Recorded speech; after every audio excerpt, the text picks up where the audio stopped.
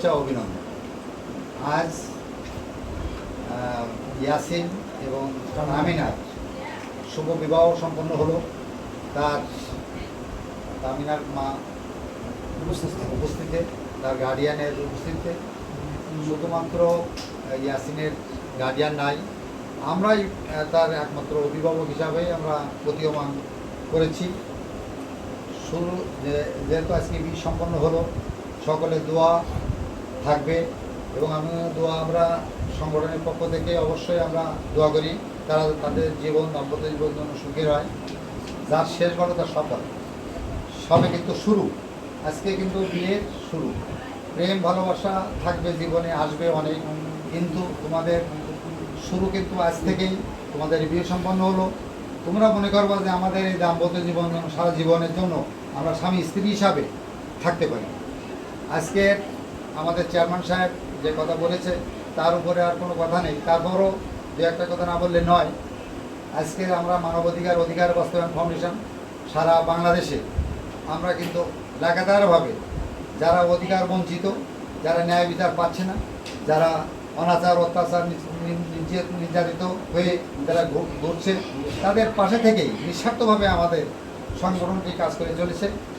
আমাদের সাথে আছে আমাদের সাংবাদিক ইয়াসিন হোসেন, তারপর আব্দুল মমিন, আনোয়ার হোসেন, ইব্রাহিম এবং আহাদ।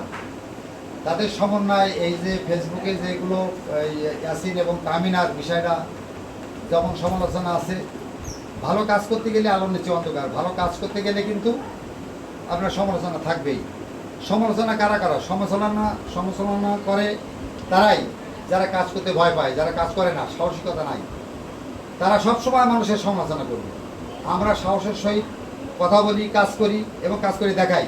আজকে তামিনার আজকের গার্ডিয়ান, তার মায়ের উপস্থিতিতে আমরা যে তার বিয়ে সম্পন্ন করতে পেরেছি, এটাই সব থেকে আমাদের সাহসিকতার পরিচয়। সব থেকে বড় পরিচয় আছে আমরা যে কাজ করি, আমরা কাজ করি মানুষকে দেখাই। শুধু তাই না, আমরা আরও বলতে চাই যে তামিনা এবং ইয়াসিন সমাজের যারা বিত্তমান লোকজন আছে তাদেরকে আমরা আহ্বান করব, তারা তাদের জন্য অন্তত সাহায্য সহানুভূতি করে। আমাদের মতো আমরা যেমন কাজ করেছি, তারাও যেন তাদের পাশে এগিয়ে আসে। তাদের যদি একটা কর্মসংস্থানের সুযোগ করে দেয় তাহলে তারা সুন্দরভাবে জীবন জীবিকা নির্বাহ করতে পারবে এবং সমাজে মানুষের মতো মানুষ হয়ে মাথা উঁচু করে দাঁড়িয়ে আজকে কিন্তু সমাজে প্রতিষ্ঠিত হতে পারবে। আমিও আহ্বান করব এবং আপনাদের আজকে যে কষ্ট করে যে এই সুসম্পন্ন করেছেন, আমাদের অধিকার বাস্তবায়ন ফাউন্ডেশনের পক্ষ থেকে আবারও সবাইকে ধন্যবাদ, শুভেচ্ছা, অভিনন্দন, ফুলের শুভেচ্ছা দিয়ে আমি আমার সংক্ষিপ্ত বক্তব্য শেষ করছি। সবাইকে ধন্যবাদ।